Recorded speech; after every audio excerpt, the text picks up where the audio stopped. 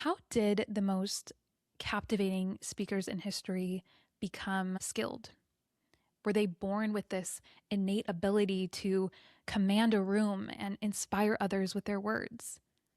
No, no, they weren't. I have been studying superb speakers from the past, and one thing I've noticed is that they built this skill, which is great news because it means you can too.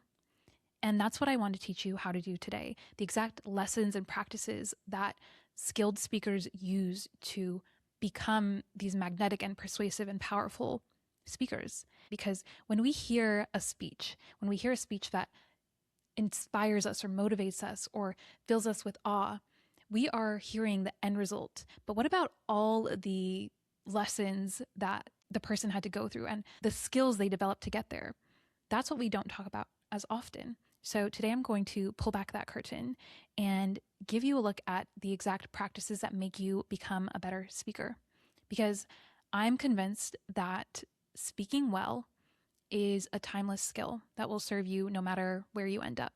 So it's one worth cultivating. My name is Celeste, and every week I teach you how to become a more confident, eloquent communicator here on A Better Way to Say.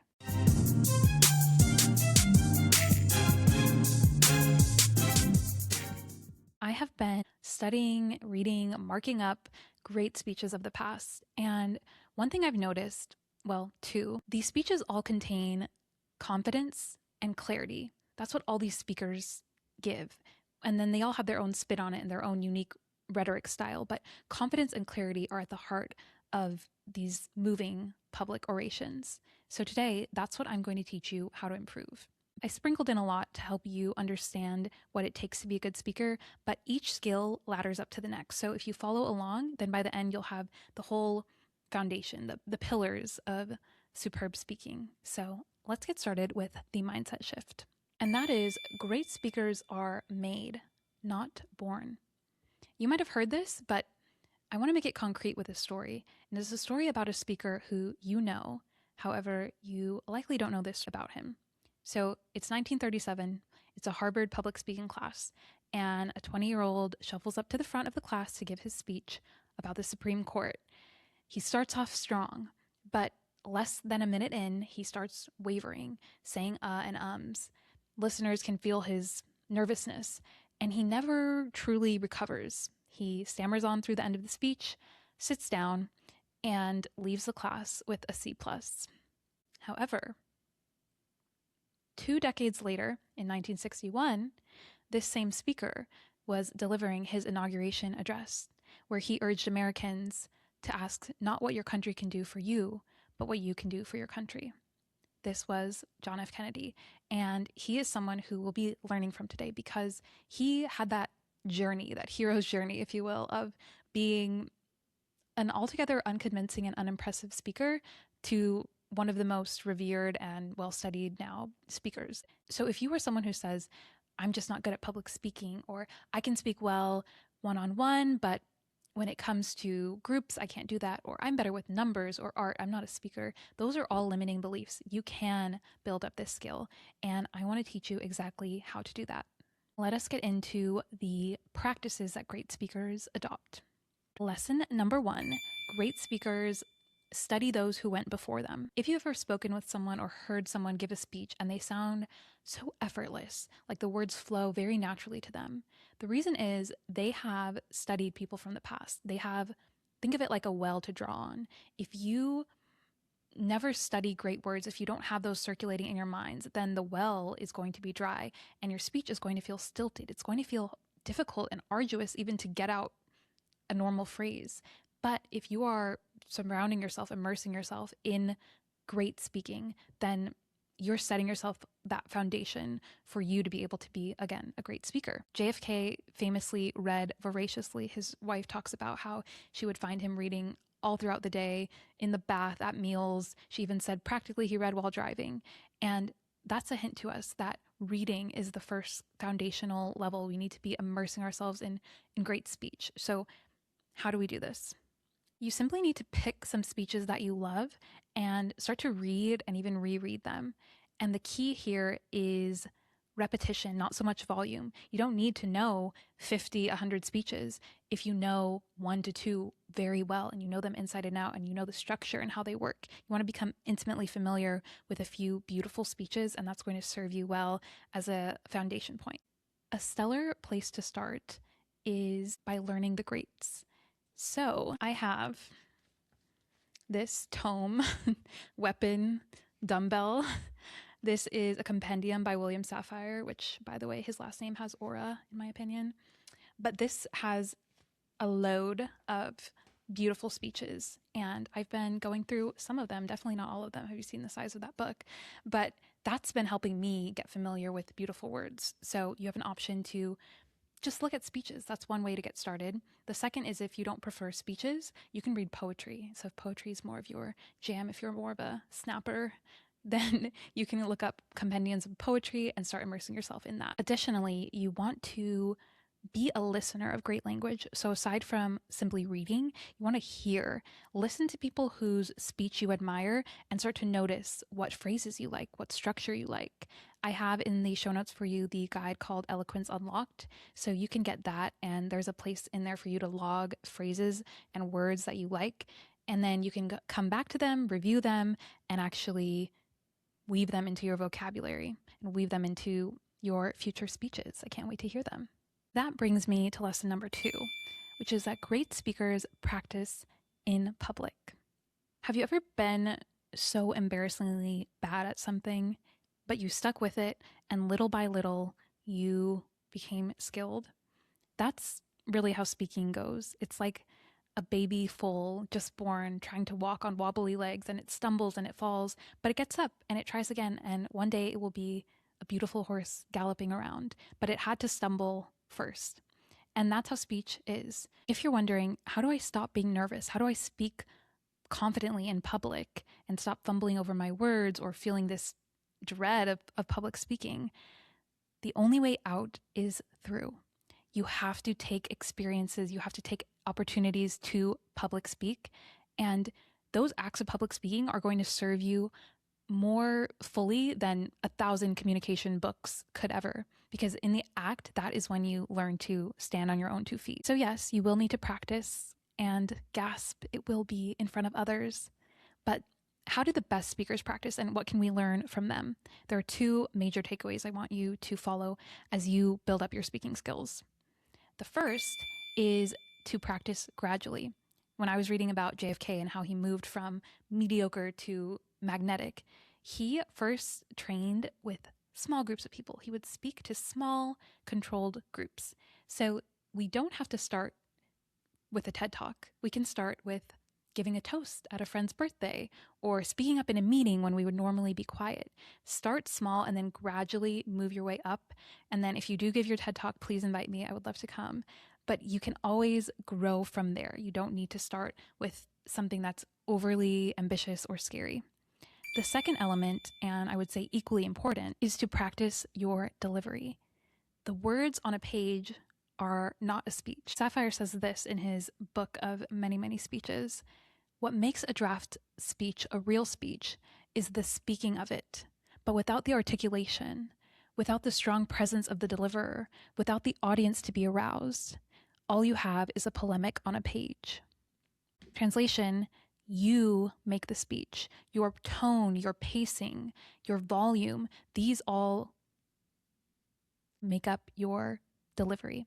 So be sure to practice out loud and also seek feedback from other people. Seek feedback from your friends who tell it like it is, from friends who would never let you go out in a bad outfit. Those type of friends will give you the real feedback. You can seek feedback from colleagues and teachers, and also from the Better Way to Say community. If you have speaking struggles, please leave them in the comments. I would love to make episodes about them. I would love to know what you prefer to hear about. So feel free to always leave those in the comments, whether you're on Spotify or YouTube, because we're on YouTube now as well. And probably like a good YouTuber, I should remind you to subscribe, or if you're on Spotify, follow along, because I have weekly episodes coming out that are built to enhance your speaking skills. So I would love to have you as part of the community. On to lesson 3, and that is great speakers have one clear message.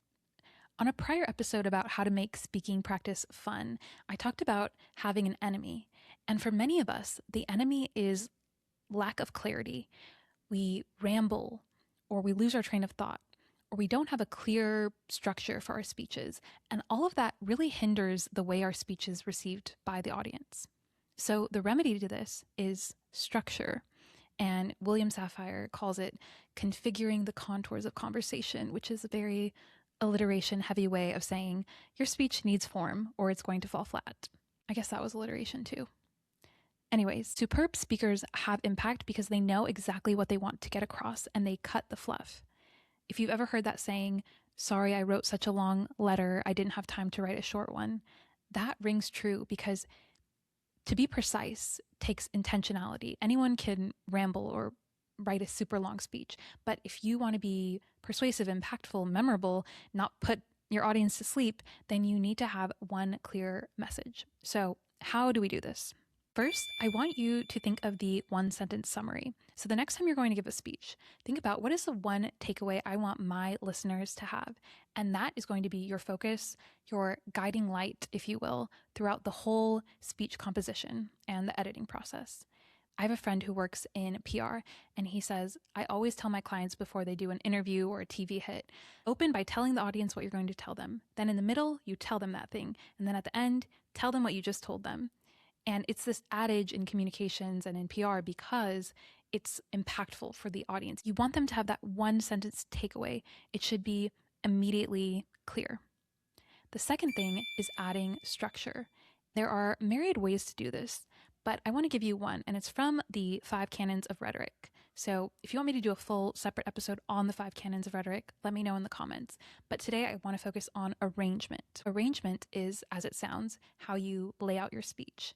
There are 6 elements to arrangement, but the way I remember them is I always make little memory devices for myself. So it's introduction, statement of facts, division, proof, refutation, conclusion. How do I remember this? I have a sentence. It goes, I simply do prefer reading classics. Introduction, statement of facts, division, proof, refutation, conclusion. If you only remember one from that entire list, it should be conclusion, because audiences remember the ending of a speech more so than any other part. So even if you stumble throughout the speech and you don't hit every single point as you had planned, if you end strong, you will still leave a great impression on your listener. So in that regard, always pay attention to the conclusion. And this is something that you can observe in the ways that presidents spoke in these soaring and passionate terms, because at the conclusion of the speech is where you would normally inject more pathos and emotions and uplift the crowd and leave them on a high. Kennedy did so in one of his speeches, and I'll read you just the very end of it. We shall also do our part to build a world of peace, where the weak are safe and the strong are just. We are not helpless before that task, or hopeless of its success.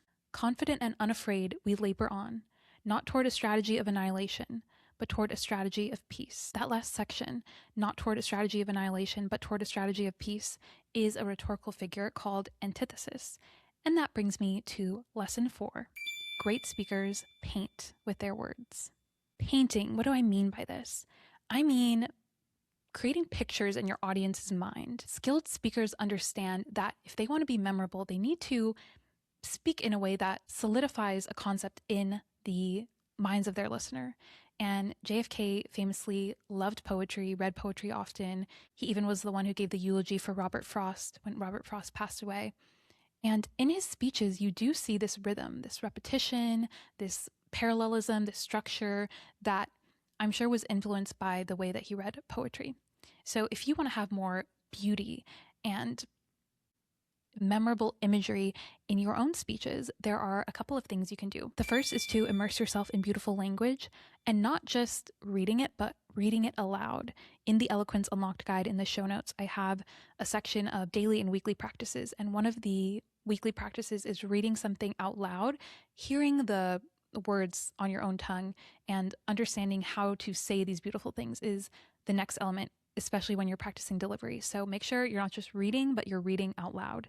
And then the second way to do this is to incorporate what we call rhetorical figures.